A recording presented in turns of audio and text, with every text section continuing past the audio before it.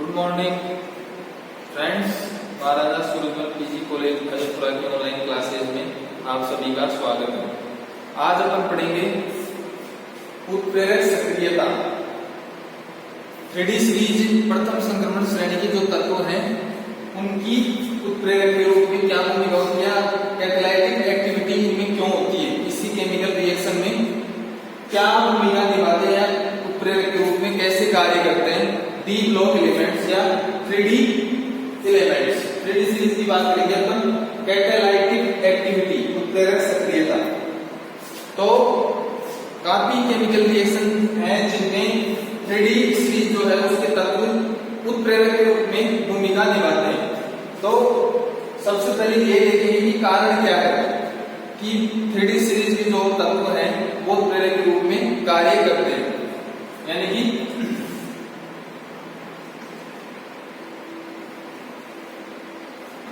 factors responsible for catalytic activity of transition metals।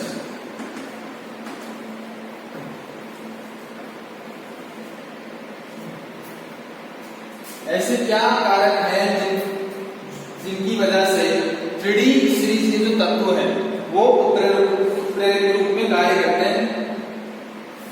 तो पहला कारण presence of empty d orbitals, presence of empty d orbitals, यानी कि संक्रमण तत्व जो है उनके पास खाली d कक्षक उपस्थित होते हैं, मौजूद होते हैं। पहला कारण यह था कि खाली कक्षकों की उपलब्धता के कारण प्रथम संक्रमण श्रेणी के जो तत्व है वो उत्प्रेरक के रूप में कार्य करते हैं, यानी खाली d कक्षकों की वजह से उत्प्रेरक के रूप में कार्य करते हैं और उत्प्रेरक के रूप में भाग लेते हैं 3D सीरीज के एलिमेंट्स। दूसरा है लार्ज सरफेस एरिया, यानी कि इन मेटल्स का जो क्षेत्रफल है वो बड़ा होता है, कि हैवी मेटल्स होते हैं, भारी तत्व होते हैं, जिनकी वजह से ये कैटालाइटिक एक्टिविटी का प्रदर्शन करते हैं, यानी उत्प्रेरक के रूप में कार्य करते हैं। लार्ज सरफेस एरिया, यानी कि अपन हाइड्रोजनेशन करवाते हैं तो अपने को हाइड्रोजन गैस की जरूरत पड़ती है, यानी कि हाइड्रोजन गैस जो है वो मेटल के ऊपर आकर जमा हो जाती है, एब्जॉर्ब हो जाती है, यानी कि आप जितना ज्यादा सरफेस एरिया होगा मेटल्स का उतनी ही ज्यादा हाइड्रोजन गैस उसके ऊपर एब्जॉर्ब होगी, यानी कि लार्ज सरफेस एरिया, और उतने ही ज्यादा केमिकल रिएक्शन होने के चांसेस बढ़ते हैं, यानी कि जितना ज्यादा सरफेस एरिया होगा बड़ा होगा उतना ही ज्यादा केमिकल रिएक्शन होने के चांस बढ़ते हैं, यानी कि उत्प्रेरक के रूप में कार्य करने का दूसरा रीजन ये है लार्ज सरफेस एरिया।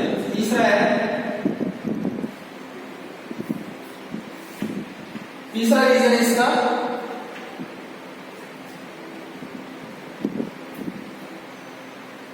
तीसरा फैक्टर है वेरिएबल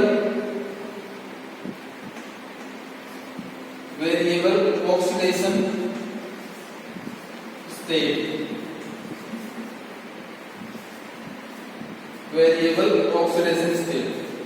परिवर्ती ऑक्सीकरण अवस्था प्रदर्शित करने के कारण भी इनको कैटल यानी कि उत्प्रेरक के रूप में काम में लेते हैं, यानी वेरिएबल ऑक्सीडेशन स्टेट परिवर्ती ऑक्सीकरण अवस्था। एक ही तत्व जो है वो +2, +1, +2 से लेके +7 तक ऑक्सीकरण अवस्थाओं का प्रदर्शन करते हैं, जिसकी वजह से वेरिएबल ऑक्सीडेशन स्टेट के कारण इनको उत्प्रेरक के रूप में काम में लिया जाता है, या ये केमिकल रिएक्शन में उत्प्रेरक के रूप में कार्य करते हैं या काम में लिया जाता है। वेरिएबल ऑक्सीडेशन स्टेट एक ही तत्व केमिकल रिएक्शन के अनुसार +2 +3 +4 +7 तक ऑक्सीकरण अवस्थाओं का प्रदर्शन करते हैं। चौथा फैक्टर है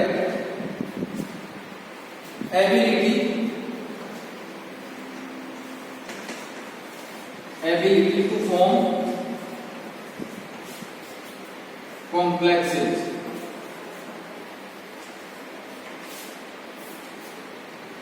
थ्री या अपन बात करें संक्रमण तत्वों को, संक्रमण तत्वों में समतुल्य यौगिक कॉम्प्लेक्स कंपाउंड बनाने की क्षमता पाई जाती है। कॉम्प्लेक्स कंपाउंड बनाने में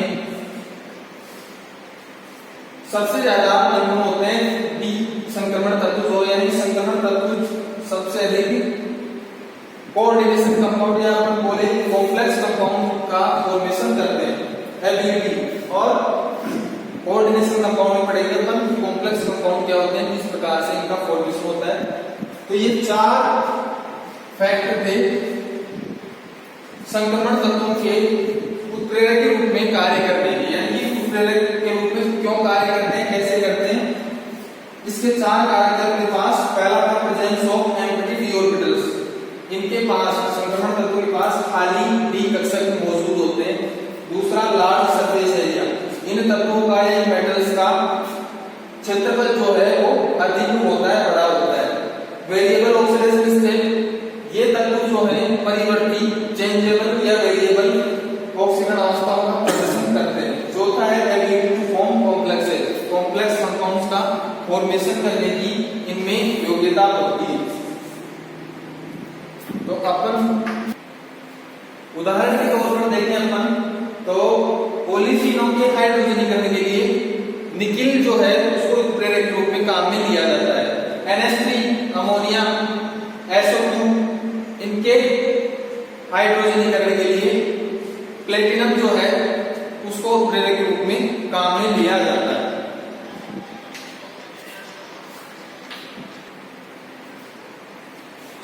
SO2 और NH3 इनके हाइड्रोजनीकरण के लिए नहीं, ऑक्सीकरण के लिए प्लेटिनम धातु को उत्प्रेरक के रूप में काम में लेते हैं। अगला पॉइंट पढ़ेंगे अपन, अगला पॉइंट इनका अंतराकाशीय यौगिक बनाने की क्षमता। अगला पॉइंट का संक्रमण तत्वों का अंतराकाशीय यौगिक बनाने की क्षमता, यानी कि संक्रमण तत्व जो है वो अंतराकाशीय यौगिक भी बनाते हैं या बना सकते हैं। कैसे कि संक्रमण धातु जो है वो छोटे जो एडाक्रिक परमाणु है, नॉन मेटल एटम जो है उनको एब्जॉर्ब कर लेते हैं, जैसे हाइड्रोजन, बोरोन, कार्बन, नाइट्रोजन। ये क्या है, एडाक्रिक एटम। एडाक्रिक एटम्स को एब्जॉर्ब करके अंतराकाशीय यौगिक बना देते हैं,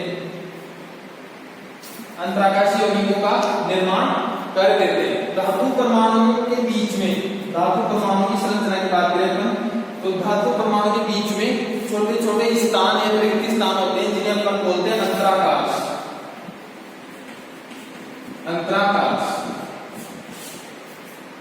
धातु परमाणु के संरचना में बीच में कुछ गैप्स होते हैं, खाली रिक्त स्थान होते हैं जिन्हें बोलते हैं अंतराकाश। तो ये छोटे जो एडाक्रिक एटम्स हैं ये इन अंतराकाशों में प्रवेश कर जाते हैं, जिससे अंतराकाशीय यौगिकों का फॉर्मेशन होता है।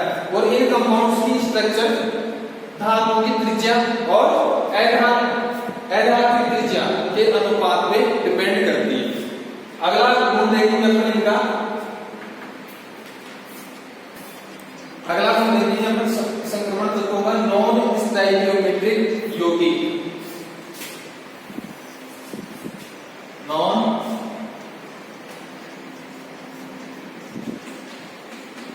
स्टाइकियोमेट्रिक यौगिक।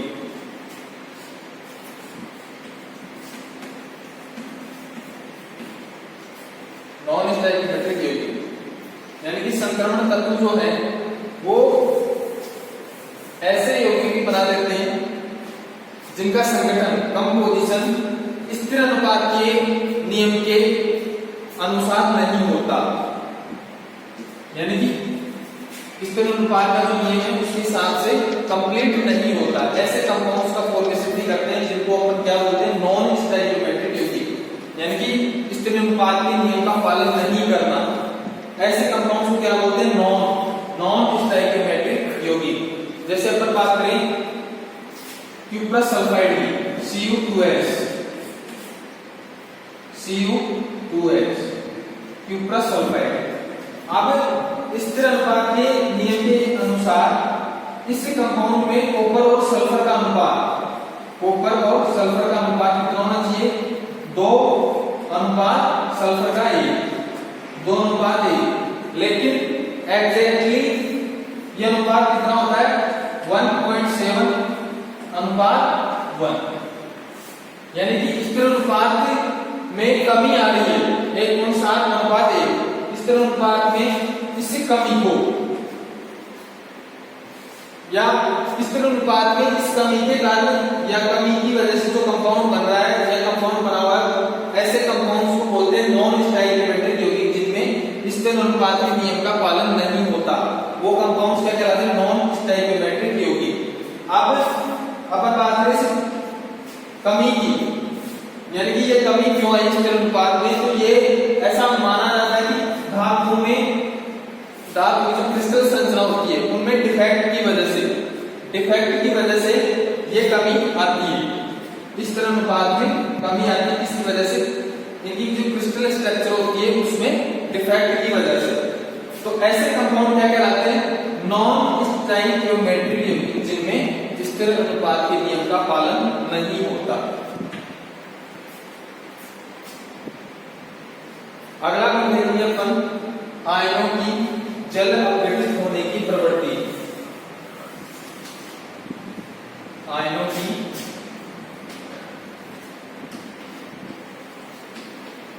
जल अपघटित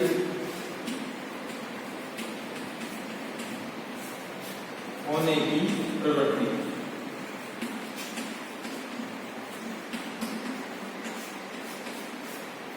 आयनों की जल अपघटित होने की प्रवृत्ति।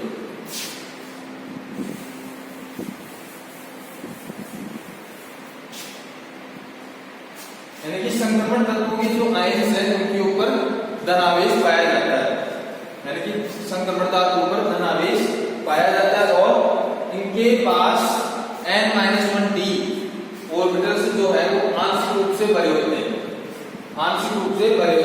तो अपन किसी संक्रमण तत्व के कोई लवण है, यदि उसको अपन जल में घोले, जैसे अपन बात करें किसी संक्रमण तत्व का लवण है कॉपर सल्फेट FeCl3, ये लवण है। अगर अपन इसको जल में घोले तो धनायन जो है, यानी कि कॉपर सल्फेट FeCl3 लवण को अपन जल में घोले तो धनायन जो है वो एक आकर्षण बल लगाता है उनके ऊपर जल अणु पर। वो इस प्रकार से लगाता है कि जल अणु का जो ऑक्सीजन एटम है वो धनायन की ओर रहे, यानी कि आकर्षित करता है धनायन इसको जल अणु को, इस दिशा से करता है ऑक्सीजन परमाणु की तरफ से।